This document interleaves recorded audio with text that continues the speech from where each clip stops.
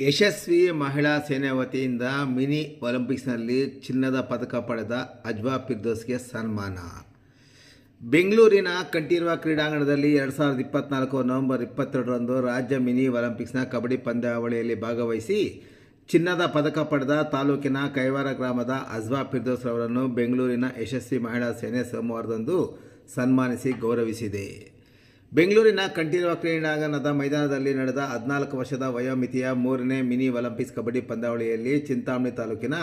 ಕೈವಾರದ ಅಜ್ವಾ ಫಿರ್ದೌಸ್ ರವರು ಹಾವೇರಿ ಜಿಲ್ಲಾ ತಂಡಕ್ಕೆ ಆಯ್ಕೆಯಾಗಿ ಚಿನ್ನ ಪದಕವನ್ನು ಪಡೆದು ಜಿಲ್ಲೆ ಮತ್ತು ತಾಲೂಕಿಗೆ ಕೀರ್ತಿಯನ್ನು ಸಹ ತಂದುಕೊಟ್ಟಿದ್ದರು. ಅವರನ್ನು ಬೆಂಗಳೂರಿನ ಕರ್ನಾಟಕ ರಾಜ್ಯ ಅಸಂಘಟಿತ ಕಾರ್ಮಿಕರ ಮತ್ತು ಮಹಿಳಾ ಹಕ್ಕುಗಳ ಪರಿಷತ್, ಕೂಲಿ ಕಾರ್ಮಿಕ, ರೈತ ಹಾಗೂ ಅಸಂಘಟಿತ ಶೋಷಿತರ ಮಹಿಳೆ ಪರ ಕನ್ನಡ ಪರ ಸಂಘಟನೆ ಹಾಗೂ ಯಶಸ್ವಿ ಮಹಿಳಾ ಸೇನೆ ಸಹಯೋಗದೊಂದಿಗೆ ಬೆಂಗಳೂರಿನ ನಂದಿನಿ ಲೇಔಟ್ನ ನಂದಿನಿ ಪಬ್ಲಿಕ್ ಸ್ಕೂಲ್ ಹತ್ರ ಅಮೃತೇಶ್ವರ ದೇವಾಲಯ ಮುಖ್ಯ ರಸ್ತೆಯಲ್ಲಿರುವ ಸುಗ್ಗಿ ನಿಲಯದಲ್ಲಿ ಹಮ್ಮಿಕೊಂಡಿದ್ದ ಕಾರ್ಯಕ್ರಮದಲ್ಲಿ ಅಜ್ವಾ ಫಿರ್ದೌಸ್ ಅವರನ್ನು ಯಶಸ್ವಿ ಮಹಿಳಾ ಸೇನೆ ಪದಾಧಿಕಾರಿಗಳು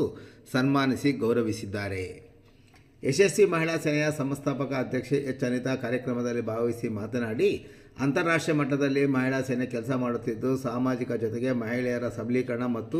ಉತ್ತೇಜಿಸುವ ನಿಟ್ಟಿನಲ್ಲಿ ಕೆಲಸ ಮಾಡುತ್ತಿದೆ ಎಂದರು. ಇನ್ನು ರಾಜ್ಯಾಧ್ಯಕ್ಷ ಎಚ್ ಎ ಗಾಯತ್ರಿ ಮಾತನಾಡಿ, ಮಹಿಳೆಯರ ಮೇಲೆ ನಡೆಯುವ ದೌರ್ಜನ್ಯದ ವಿರುದ್ಧ ಹೋರಾಡುವುದಕ್ಕೆ ಮಹಿಳೆಯರಿಗೆ ಧೈರ್ಯ ತುಂಬಿ ಅವರು ಸದಾ ಮಹಿಳೆಯರು ಪರ ಹೋರಾಟಕ್ಕೆ ನಮ್ಮ ಸಂಘಟನೆ ಸಿದ್ಧವಿದೆ ಎಂದರು.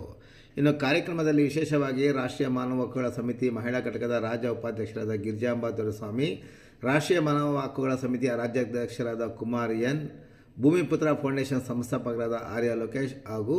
ನವಚೈತನ್ಯ ಕೂಲಿ ಕಾರ್ಮಿಕರ ಸಂಘದ ಸಂಸ್ಥಾಪಕ ಅಧ್ಯಕ್ಷರಾದ ಡ್ಯಾನಿಯಲ್,